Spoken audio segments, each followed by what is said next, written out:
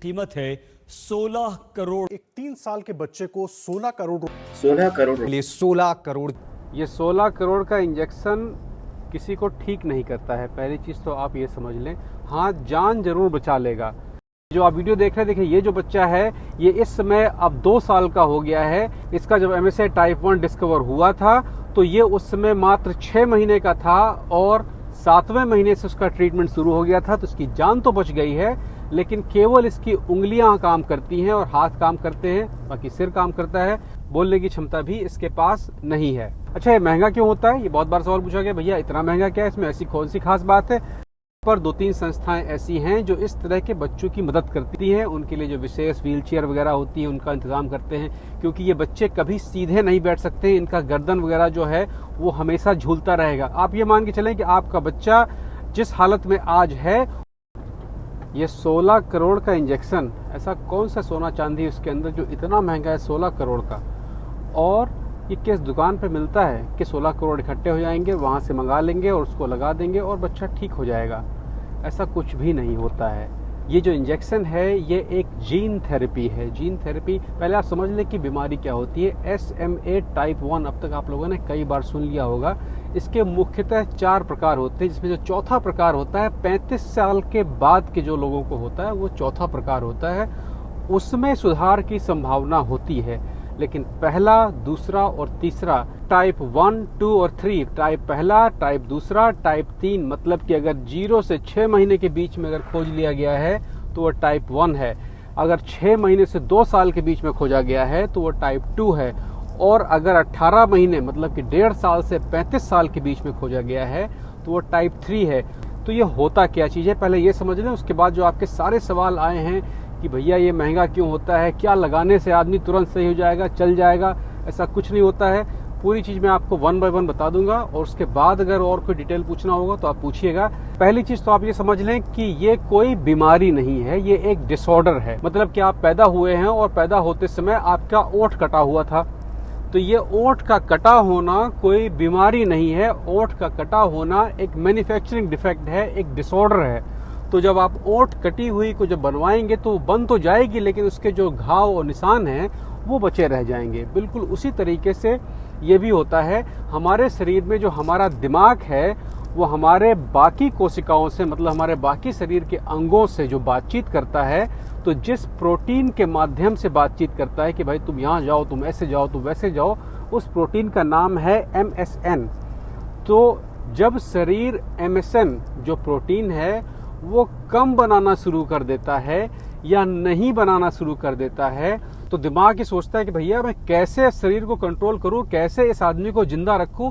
तो धीरे धीरे वो बाकी शरीर के हिस्सों में ध्यान ना लगा के जीवन रक्षक प्रणाली जो है केवल उसमें ध्यान लगाता है, दिल चलाने में, फेफड़े चलाने में, खाने में, पीने में, पचाने में, क्योंकि उसके पास जो MSN प्रोटीन है उसकी पर्याप्त मात्रा नहीं है। तो दिमाग जो गैर जरूरी चीजें हैं दिमाग के हिसाब से जिंदगी को बचाने के लिए, उस पर ध्यान कम करके वो जरूरी चीजों में उस प्रोटीन को लगाना शुरू कर देता है। तो सबसे पहले पैर शिथिल पड़ने शुरू होते हैं, क्योंकि दिमाग ये सोचता है कि बिना पैर के हम जिंदा रह लेंगे। उसके बाद धीरे धीरे हाथ शिथिल होना शुरू होते हैं, क्योंकि दिमाग ये कहता है भैया दिल और फेफड़ों में ज्यादा ताकत चाहिए, हाथ वाथ तो बात की बातें होंगी। तो इसीलिए जो MSA के जो मरीज होते हैं उनका सबसे पहले चलना फिरना, उसके बाद गुटकना और उसके बाद फिर सांस लेना वो इफेक्ट करता है। दिल सबसे आखिरी तक चलता रहता है और सबसे ज्यादा प्रोटीन दिमाग अपने लिए ही बचा के रखता है। तो ये जो जीन थेरेपी होती है जिसको आप 16 करोड़ का इंजेक्शन कह रहे हैं, उस इंजेक्शन के माध्यम से वही प्रोटीन बनाने की जो क्षमता है, उस प्रोटीन को बनाने के जो विशेषज्ञ हैं उनको डाला जाता है और उम्मीद की जाती है कि शरीर इस इंजेक्शन के माध्यम से जो बाहर से चीजें आई हैं उससे उस प्रोटीन को फिर से बनाने लगेगा। लेकिन वो एक महदूद समय के लिए होता है, मतलब कि ऐसा नहीं है कि एक बार आपने लगा दिया तो वो हमेशा के लिए हो जाएगा, एक समय के लिए होता है। इसमें भी 3 तरह की थेरेपी होती है, एक तरीके की नहीं होती है। जो 16 करोड़ वाली इसको आप कह रहे हैं ये सबसे महंगी वाली होती है। डिटेल में नहीं जाएंगे, मोटी मोटी भाषा में बता देंगे। ये सबसे महंगी वाली होती है जिसमें 1 शॉट इंजेक्शन होता है और पूरे शरीर में उस तरह की प्रोटीन को बनाने का इंतजाम कर दिया जाता है। बाकी जो थोड़ी सस्ती वाली होती है उनमें थोड़ा समय लगता है और स्टेप बाय स्टेप शरीर को, जैसे कि हाथ में शिथिलता आ गई है, पैर में आ गई है, तो हाथों में इंजेक्शन दिया जाएगा, उसके बाद फिर पैरों में दिया जाएगा और फिर वो देखा जाएगा कि काम कर रहा है कि नहीं कर रहा है। तो ये पैसे में तो कम पड़ता है, मतलब कि अगर उस परिवार के पास 16 करोड़ नहीं इकट्ठे हो पाए हैं, कुछ 4-5 करोड़ इकट्ठे हुए हैं, तो वो विदेशों में जाकर वो शुरुआती थेरेपी शुरू कर सकते हैं, जिससे कि बच्चे की जान समय पर बचाई जा सकती है। इसमें सबसे जरूरी है समय, क्योंकि जितनी जल्दी मरीज को इसका इलाज मिलना शुरू होगा उतनी ही जल्दी वो रिकवर होगा, लेकिन तब तक वो जितना नुकसान अपना कर चुका है वो वापस नहीं आता है। इस डिसऑर्डर की सबसे खराब बात यह है कि अगर बच्चा शिथिल पड़ चुका है तो वो कभी चल फिर नहीं पाएगा। ये जो आप वीडियो देख रहे हैं, देखिए ये जो बच्चा है ये इस समय अब 2 साल का हो गया है। इसका जब MSA टाइप 1 डिस्कवर हुआ था तो ये उस समय मात्र 6 महीने का था और 7वें महीने से उसका ट्रीटमेंट शुरू हो गया था। तो इसकी जान तो बच गई है, लेकिन केवल इसकी उंगलियां काम करती हैं और हाथ काम करते हैं, बाकी सिर काम करता है। बोलने की क्षमता भी इसके पास नहीं है। अच्छा, ये महंगा क्यों होता है? ये बहुत बार सवाल पूछा गया, भैया इतना महंगा क्या है, इसमें ऐसी कौन सी खास बात है? देखिए, ये एक जीन थेरेपी है, ये बहुत कम लोगों को होती है। अगर पूरे यूरोप को जोड़ लें तो लगभग केवल 10,000 लोग ऐसे होंगे जिनको इस तरह की थेरेपी की जरूरत पड़ी है या इस तरह का डिसऑर्डर हुआ है। तो ये महंगा इसलिए होता है कि जब भी बच्चे के माता पिता डिसाइड करेंगे कि हाँ हम इस थेरेपी के लिए जाएंगे, तो उस बच्चे के हिसाब से शोध होगा और उसके बाद वो प्रोटीन बनेगा। ऐसा नहीं है कि तैयार रखा हुआ है और हाँ ये पैसे लिए और ये लगा दिया, ऐसा नहीं है। तो जब से थेरेपी शुरू होगी, मतलब कि जब से ये ट्रीटमेंट पहला शुरू होगा, तो इसके ऊपर रिसर्च होगा और वैज्ञानिकों की टीम बैठेगी जो उस बच्चे के लिए अलग से एक इंजेक्शन बनाएगी। वो इंजेक्शन बनने में 3 से 8 महीने लगता है। मतलब कि जिस दिन ये बिहार का जो परिवार है, जिस दिन इसके लिए तैयार हो जाएगा कि हाँ हमें अब ये वाली थेरेपी करवानी है जो सबसे महंगी वाली है, उनके शुरुआत करने के 3 से 8 महीने के बाद ही वो इंजेक्शन तैयार होगा।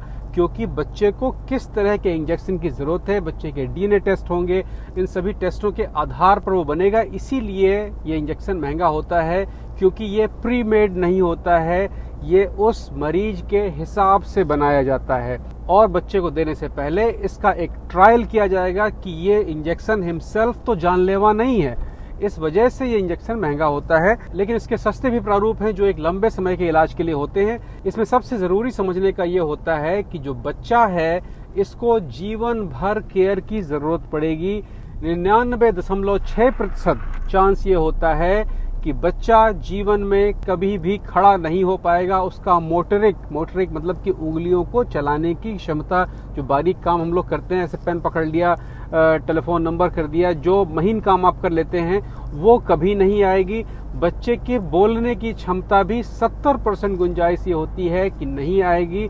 और बच्चे की उम्र भी 18 से 35 साल के आसपास मानी जाती है। इस जीन थेरेपी से अगर बच्चा 35 की उम्र पार कर ले जाता है और अगर वो शादी के लायक भी है, तो वो अपना ये जीन डिसऑर्डर अपने बच्चे को भी ट्रांसफर करेगा। मतलब कि उस बच्चे से या उस तरह के व्यक्ति जिसको ये डिसऑर्डर हुआ है, उससे आने वाली जो जनरेशन होती है उसके अंदर ये डिसऑर्डर पार होता है। ये गर्भावस्था के दौरान 3रे महीने में जो क्रोमोसोम टेस्ट होता है, मैंने अपने पिछले एपिसोड में बताया था, उसमें क्रोमोसोम नंबर 5 जो होता है उसमें इस डिसऑर्डर का पता चलता है। लेकिन चूंकि ये डिसऑर्डर इतना रेयर होता है कि उसकी जांच नहीं की जाती है, तभी की जाती है जब परिवार में इस तरह का डिसऑर्डर, इस तरह की बीमारी, आपकी भाषा में अगर मैं कहूँ, रही हो, तो वो क्रोमोसोम नंबर 5 की जांच गर्भावस्था के दौरान ही की जाती है। ये लड़की की तरफ भी हो सकता है, ये लड़के की तरफ भी हो सकता है। बॉटम लाइन ये है कि ऐसा कोई भी इंजेक्शन नहीं है कि उसके लगते ही बच्चा सही हो जाएगा, चलने फिरने लगेगा, अपना सामान्य जीवन जीने लगेगा। ऐसा बिल्कुल नहीं है। हाँ, ये संभावना है, वो भी केवल 3% की संभावना है कि बच्चा बच जाएगा। सबसे जरूरी, हालांकि मैंने टेलीफोन से बच्चे के पिता से बात की थी और उनको भी कहा था, सबसे जरूरी पहचान ये है कि बच्चे को जिस दिन भी गुटकने की समस्या शुरू हो जाए, समझ लीजिए कि आप रेड लाइट तक पहुंच गए हैं, मतलब कि अब देर होनी शुरू हो रही है। तो जैसे ही गुटकने की समस्या इस तरह के मरीजों में आनी शुरू हो जाए, उनको तुरंत इलाज की जरूरत है, उसके बाद उनका कोई इलाज है नहीं। गुटकने की समस्या जरा सी भी आती है, तुरंत मरीज को खाने की नली पहुंचाने की जरूरत है। खाने की नली से जो खाना दिया जाता है वो पचाने में आसान होता है, वो एक विशेष खाना होता है। गुटकने की समस्या तभी आती है जब पचाने की कोशिकाएं, पचाने की सेल्स कमजोर होने लगती हैं, तो शरीर नया खाना फिर नहीं लेता है क्योंकि पुराना रुका हुआ है।